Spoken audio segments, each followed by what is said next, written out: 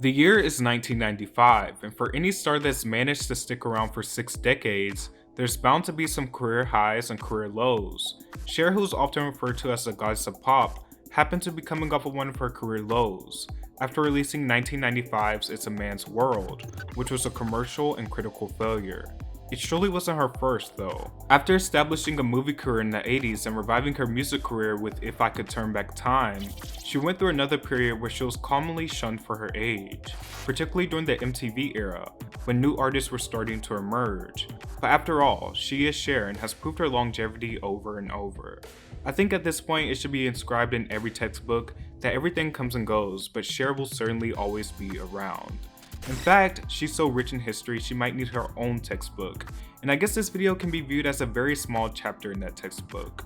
Just another case of Cher fighting adversity and coming out on top. This is Believe by Cher, 3 Up, Tape 2.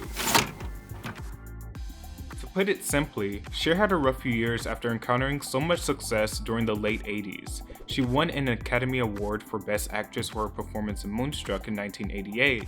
The following year, she re-established her dominance in pop music with Heart of Stone, which sold over 3 million copies and produced the classic Cher tune, If I Could Turn Back Time.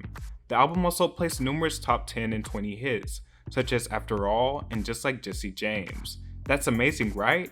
Still, going into the 90s, no American label wanted to sign her, but she eventually secured a deal with Warner Music Group in the UK, and that deal produced her 1995 release It's a Man's World. Now, though it did moderately well in the UK, it still wasn't the one to reaffirm her popularity, and Cher herself wasn't a fan of the album, stating it was crap and that she didn't remember what was on it and simply didn't like any of it. The formation of her next album would come together after the head of Cher's label, Rob Dickens, pressured her into doing a dance album for her gay audience. She didn't want to do it at first, but he was persistent and kept sending her songs until she found one she liked. The demo of Believe was sat on for months. The writers and Cher liked the chorus, but had a strong dislike for the verses. More writers got involved in the process until Cher was pleased with the outcome. Although Cher may have achieved satisfaction with the lyrical content, the signs point to her not liking the song at all. She described the recording process of the song as a nightmare.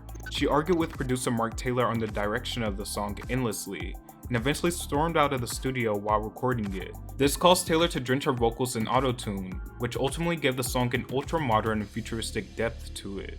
Her record label wanted the effect removed, but Cher insisted on keeping it, and so they did. The song is widely credited with introducing auto-tune to popular culture and music, and will be dubbed the Cher effect. The song was released in 1998 and shattered the global charts, and will become a phenomenon. It received rave reviews and is often considered a career-defining song for the legend, and is a prime example of her consistent evolution and longevity. It went number 1 in over 20 countries, and Cher would go on to score the biggest hit of her career at the age of 52, and she became the oldest female solo artist to top the charts, which in short is amazing. She had been going through periods where people claimed she was too old to still be pursuing music, and the success of this song defied that logic.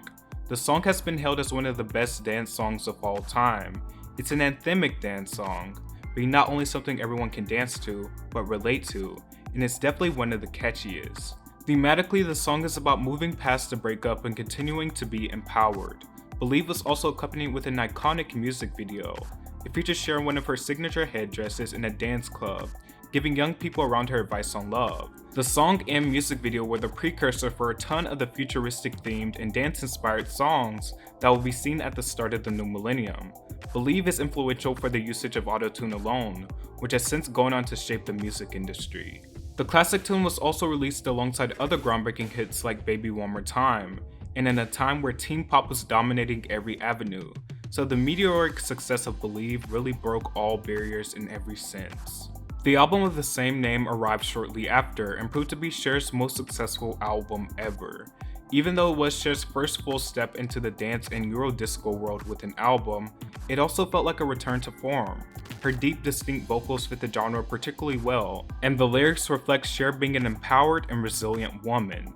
The album produced several other singles that had similar themes, but one of the more solid ones was Strong Enough, which is largely considered the standout track of the album, a punchy, mountainous self-empowerment anthem.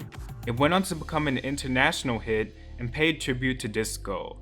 The project is a dance and disco album through and through, and one of my choice cuts would be Taxi Taxi, a more racy midnight dance track with an infectious hook. The album received numerous accolades and recognition, one being a Grammy in the Best Dance Recording category for the title track.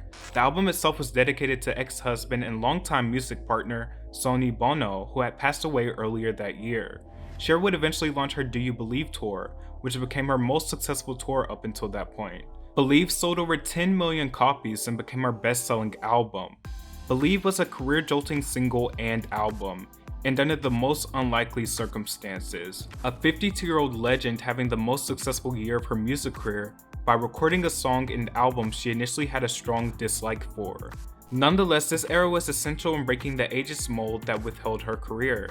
Cher revolutionized what it meant to be a pop star at the beginning of her career, whether that be visually, sonically, or all around entertainment.